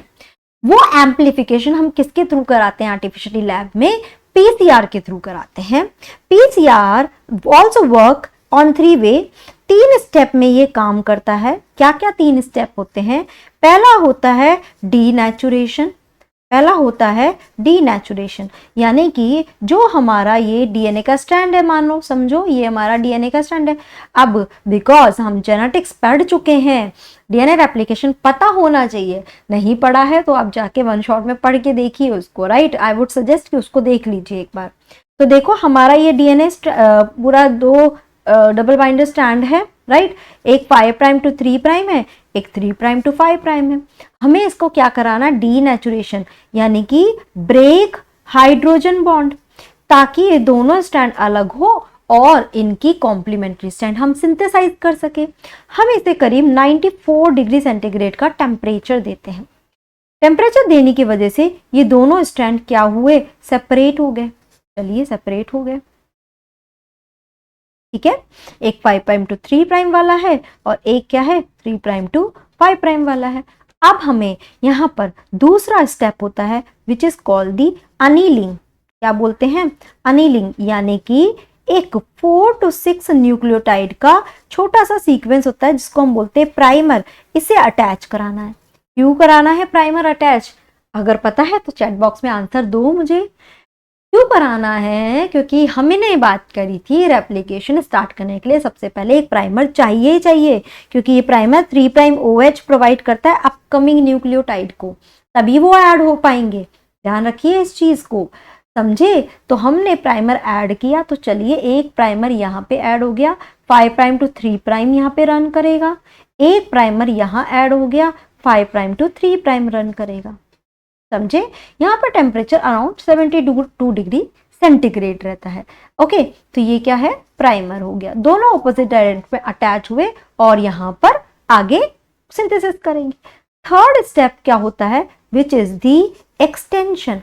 अब फाइनली इसको सिंथेसिस करना है, अब फाइनली सिंथेसिस करना है। इस एक्सटेंशन में अब हम क्या देंगे, डीएनए पॉलीमरेज देंगे, जो अपकमिंग जितने भी न्यूक्लियोटाइड्स हैं उनको लेके और करता जाएगा, है ना। एक चीज ध्यान रखिए, यहाँ पे क्या है, डीएनटीपीज चाहिए, डीएनटीपीज, राइट। डीएनटीपीज यानी डीएटीपी, डीजीटीपी, डीसीटीपी, डीटीटीपी, ठीक है। एटीपी है ना, जितने भी adenosine triphosphate, guanosine triphosphate, thymine type triphosphate, है ना, सारे हमें चाहिए, साइटोसिन ट्राइफॉस्फेट। तो सारे डीएनटीपीज हम यहाँ पे डालते हैं। और क्या डालते हैं, magnesium ion. Now very important चीज यहाँ पे जो है वो क्या, बिकॉज डीएनए पॉलीमरेज क्या है, एक एंजाइम है। इतने हाई टेम्परेचर पे, 72 तक के हाई टेम्परेचर पे ये एंजाइम काम नहीं करेगा, ये एंजाइम काम नहीं कर पाएगा, डीनेचर्ड हो जाएगा, डिस्ट्रॉय हो जाएगा। तो अब इसकी जगह it is replace by an polymerase, जिसको हम बोलते हैं टैक पॉलीमरेज। क्या बोलते हैं, टैक पॉलीमरेज। ये टैक पॉलीमरेज किससे आइसोलेट किया था, एक बैक्टीरिया से जिसका नाम था थर्मस एक्वेटिकस, थर्मस एक्वेटिकस। ये वाला बैक्टीरिया की खासियत क्या थी, कैन सस्टेन हाई टेम्परेचर, ये हाई टेम्परेचर बियर कर सकता है, ठीक है, 60 तक, उसके आगे मतलब 90 तक के भी टेम्परेचर को बेयर कर सकता है, क्योंकि ये ऐसे ही जगह में रह रहा है, हॉट स्प्रिंग्स में। यहां से इसको लिया, इसका हमने पॉलीमरेज आइसोलेट किया, तो उस पॉलीमरेज में भी खासियत थी, वो हाई टेम्परेचर पे डिस्ट्रॉय या डीनेचर नहीं होगा। तो उस टैक पॉलीमरेज को हमने लिया। अब क्वेश्चन जो यहाँ पर आता है वो यही, एक तो किससे आइसोलेट हुआ, थर्मस एक्वेटिकस, क्या नाम है, टैक पॉलीमरेज। ओके, और चीज दूसरी कौन सी यूज होती है यहाँ पर, प्राइमर यूज होता है। आप यहाँ पे बोल सकते हो, यहाँ पे हमने प्राइमर ऐड किए, 4 to 6 न्यूक्लियोटाइड सीक्वेंस की शॉर्ट स्ट्रेच होते हैं। ओके, अब क्या हुआ, अब तो सब बन ही जाएगा। तो अब क्या हुआ, दोनों स्ट्रैंड की अपनी अपनी सीक्वेंस एक्सटेंड हो जाएगी, मतलब बनती चली जाएगी। तो चलो बना देते हैं, इसका सीक्वेंस यहां तक आ गया, है ना, सॉरी 5' to 3', और ये वाला सीक्वेंस यहाँ सिंथेसाइज हो गया।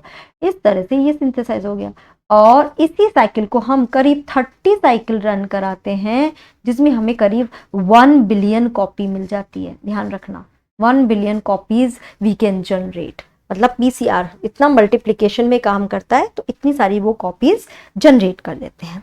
आई बात समझ में? चले आगे। Okay, just a minute.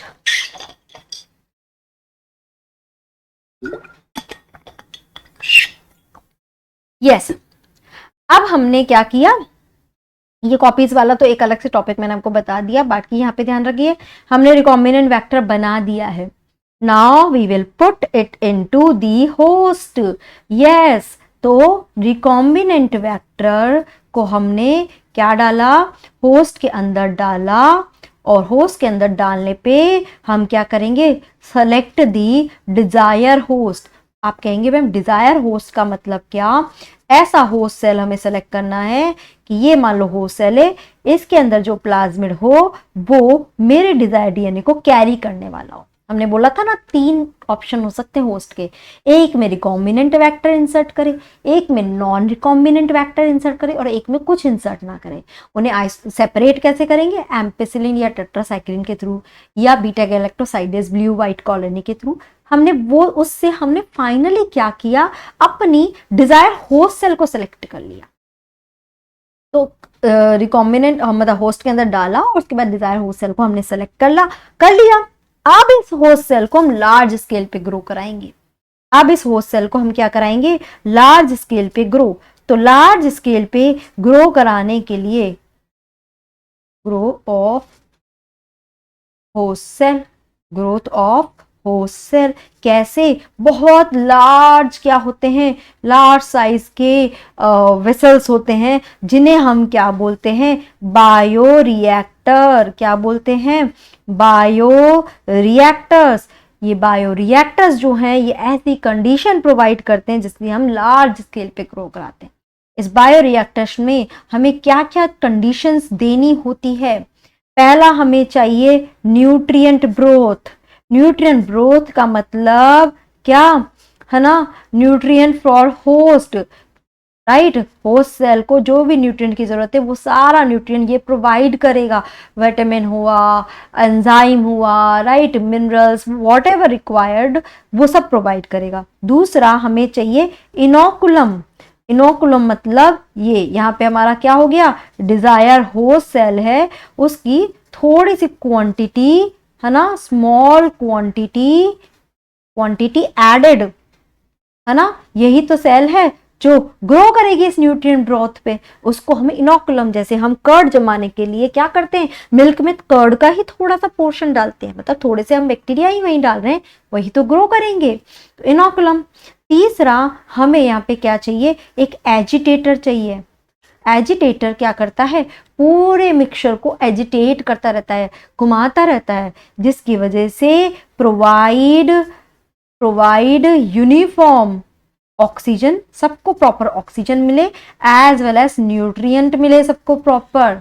ठीक है, ऐसा नहीं है ऊपर ऊपर वाली सेल को ही सबसे ज्यादा मिल जाए या नीचे नीचे वाली सेल को, या ऑक्सीजन सिर्फ ऊपर ऊपर मिल रहा है, राइट। और एक चाहिए हमें फॉर्म कंट्रोलर। क्या चाहिए? Form controller. ये क्या करेगा? It will remove form. ये फॉर्म जो है ये ग्रोथ इनहिबिटर होता है। ये क्या होता है? ग्रोथ इनहिबिटर होता है। तो हमें ये हटाना होता है ताकि होस्ट सेल की ग्रोथ अच्छे से हो सके। समझे? ओके। तो इसके बाद हम इनको क्या कराते हैं? कल्चर कराते हैं। फिर हमें क्या करना है? लार्ज स्केल पे ग्रो करा के कल्चरिंग करानी है। कल्चरिंग मतलब क्या? कल्चरिंग यानी ग्रोथ। ठीक है, तो 2 तरह के कल्चर होते हैं। एक को हम बोलते हैं बैच कल्चर, ध्यान से समझो बच्चों। एक को हम बोलते हैं बैच कल्चर, एक को हम बोलते हैं कंटिन्यूअस कल्चर। ध्यान से समझो, ये बहुत फेमस क्वेश्चन है, बहुत आता है आपके बोर्ड एग्जाम में, तो ध्यान से समझो। बैच कल्चर में हम क्या करते हैं? एक ही बार में, एक सिंगल टाइम ने हमने क्या किया?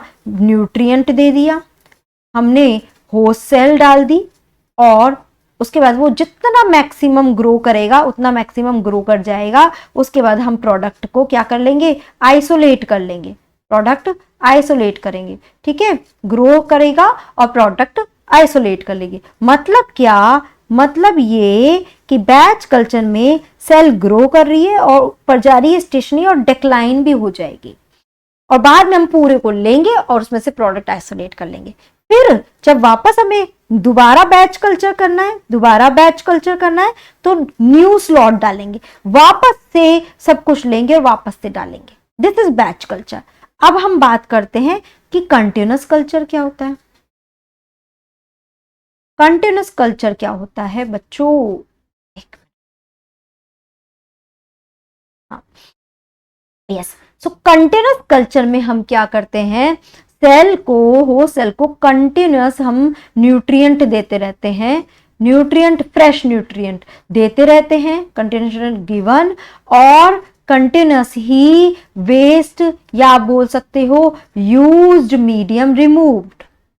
ठीक है, रिमूव मतलब कि सेल जब ग्रो करती है तो वो अपनी लैग शुरू की फेज क्या होती है, lag phase, cell just grow कर रही है। जो बहुत फास्ट ग्रो करती है उसको बोलते हैं लॉग फेज, या हम इसको बोलते हैं एक्सपोनेंशियल फेज, एक्सपोनेंशियल फेज। फिर आ जाती है स्टेशनरी फेज, ठीक है, और लास्ट में आ जाता है डिक्लाइन। अब सेल डाई हो रही है। तो इसमें कंटीन्यूअस कल्चर में सेल हमेशा किस में रहती है, लॉग फेज में रहती है, कभी भी स्टेशनरी या डिक्लाइन में नहीं जाती, क्योंकि जैसे ही सारा मीडियम न्यूट्रिएंट यूज अप हो गया, हमने नया न्यूट्रिएंट उसे प्रोवाइड कर दिया और यूज वाले को हटा दिया, फिर से नया न्यूट्रिएंट प्रोवाइड किया, यूज वाले को हटाया। तो सेल बस ग्रो ही कर रही है, डिक्लाइन फेज में जा ही नहीं रही। तो इसमें प्रोडक्ट हमें बहुत ज्यादा अमाउंट में मिल रहा है, क्योंकि सेल लगातार उसको नया मीडियम मिलता जा रहा है, लगातार न्यूट्रिएंट्स मिलते जा रहे हैं। बैच कल्चर में क्या हो रहा है, एक बार उसने सारा न्यूट्रिएंट कंज्यूम कर लिया, अब और न्यूट्रिएंट ही नहीं है, तो सेल डाई होगी ना, डिक्लाइन फेज में जाएगी। बट यहाँ पे लगातार हम उसको न्यूट्रिएंट प्रोवाइड करें तो वो डिक्लाइन फेज में नहीं जाती, ठीक है। That is called continuous culture, मतलब कंटिन्यूअस कल्चरिंग होती ही जा रही है, ठीक है। देखो इसके डायग्राम देखो जो बहुत ज्यादा इंपॉर्टेंट है। दो तरह के हम स्टीरर टैंक रिएक्टर ले लेते हैं, बायोरिएक्टर ले लेते हैं। एक तो होता है सिंपल स्टीरर टैंक रिएक्टर जो which you can see over here, and दूसरे को हम बोलते हैं स्पार्ज स्टीरर टैंक रिएक्टर। ध्यान रखिए स्पार्ज वाला ज्यादा बेटर होता है, कैसे है वो बात कर लेते हैं। किसी भी बायोरिएक्टर में हमें यूनिफॉर्म कंडीशन प्रोवाइड करनी है, तो पीएच कंट्रोलर चाहिए, टेम्परेचर कंट्रोलर चाहिए, स्टीम भी देना है, मोटर है। अब देखो हमने फोम ब्रेकर दे दिया, ठीक है। अब यहाँ पे आप देखते हो ये एजिटेटर है, एक तरह से इम्पेलर ये बोल रहा है एजिटेटर, ये ना इस तरह से ऐसे हिलता रहता है, मतलब इसकी जो ब्लेड से ऐसे ऐसे घूमती रहेगी, तो क्या होगा, अंदर का मीडियम सारा यूनिफॉर्मली मिक्स होता रहेगा, सब चीजें प्रॉपरली मिलती रहेगी, जितना भी उसके अंदर ऑक्सीजन है उस ब्रोथ में वो पूरा सबको मिलता रहेगा, ऑक्सीजन सारा न्यूट्रिएंट मिलता रहेगा, ठीक है, ओके, कोई प्रॉब्लम नहीं है। बट स्पार्ज में ऐसा क्या नया होता है, स्पार्ज में अलग से ऑक्सीजन पुट की जाती है। क्या कर रहे हैं हम, ऑक्सीजन गिवन बाहर से स्पार्ज की जा रही है, डाली जा रही है, ठीक है, फॉर ऑक्सीजन ट्रांसफर। तो ऑक्सीजन दी जा रही है और ज्यादा मैक्सिमम ग्रोथ के लिए, राइट।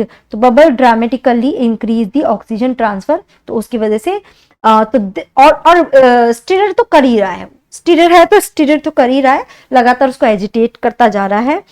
तो this provide a maximum condition for the growth of all the microbes, so that maximum product हमको मिल सके।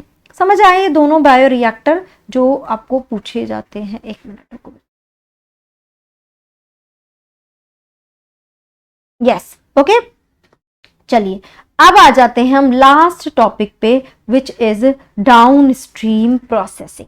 अब हमने क्या किया, होस्ट सेल को ग्रो करा दिया बायोरिएक्टर में, लार्ज स्केल पे ग्रो हो गई, बहुत सारा ग्रो हो गया, बट उसके बाद भी हमको उसे प्रोडक्ट आइसोलेट करना है, तो हम क्या करेंगे, पूरी होस्ट सेल की ग्रोथ जो है, होस्ट सेल ग्रोथ जो है उसको क्या कराते हैं, विगरसली क्या कराते हैं, विगरसली एजिटेट कराते हैं। विगरसली एजिटेट कराने के बाद सारे प्रोडक्ट को हम क्या करते हैं, आइसोलेट करते हैं। आइसोलेट कर लिया, मान लो कोई प्रोडक्ट है, कोई प्रोटीन है, कोई एंजाइम है, तो अब मुझे इसको मार्केट में सेल करना है, तो उसमें पहले हम क्या करेंगे, प्रिजर्वेटिव्स, ठीक है। तो हम क्या करेंगे, प्रिजर्वेटिव ऐड कराएंगे। प्रिजर्वेटिव ऐड करने से क्या करेगा, ये इसकी शेल्फ लाइफ को इंक्रीज कर देगा। फिर हम इससे क्या क्या करते हैं, टेस्टिंग के लिए भेजते हैं, वेदर इट्स राइट क्वालिटी की, क्वालिटी, इसका न्यूट्रिएंट कंटेंट सब कुछ कितना है। टेस्टिंग होने के बाद हम इसकी क्या करते हैं, पैकेजिंग करते हैं और फिर मार्केटिंग करते हैं, और फिर एट लास्ट हम इसको मार्केट में सेल कर देते हैं, ठीक है। आया समझ में। तो यहाँ पे अगर मैं पूरे प्रोसेस को देखूं तो टोटल 6th स्टेप में पूरा रिकॉम्बिनेंट डीएनए टेक्नोलॉजी की जाती है। पहला step isolation of DNA treated with RE, ठीक है। उसके बाद पीसीआर हमने बोल दिया, कॉम्पिटेंट होस्ट में हमने डाला, बायोरिएक्टर में हमने ग्रो कराया, और फिर डाउनस्ट्रीम प्रोसेसिंग किया। डाउनस्ट्रीम प्रोसेसिंग यानी प्रोडक्ट को आइसोलेट करना, उसकी टेस्टिंग करना, उसमें प्रिजर्वेटिव्स मिलाना, और लास्ट उसको पैकेजिंग करके मार्केट में दे देना, ठीक है। समझ आया पूरा रिकॉम्बिनेंट डीएनए टेक्नोलॉजी के सारे प्रिंसिपल्स, ओके। तो आई होप ये आपको पूरा क्लियर हुआ होगा। नेक्स्ट चैप्टर में हम इसके एप्लीकेशंस की बात करेंगे कि अब ये टेक्नोलॉजी कहाँ कहाँ अप्लाई कर सकते हैं, किस किस डिजीजेस को ये क्योर कर सकती है, और अभी तक क्या क्या हमने इससे एप्लीकेटिव प्रोडक्ट बनाए हैं उसके बारे में बात करेंगे। ठीक है, यहाँ तक के रिवीजन नोट्स आपको ऐप में मिल जाएंगे, प्रैक्टिस सेट भी मिल जाएंगे, इन्हें करिए प्रैक्टिस। और कोई आपको डाउट आता है तो do let me know in comment section. ठीक है बच्चों, तब तक पढ़ाई करते रहिए और stay positive, stay motivated. Bye bye, take care.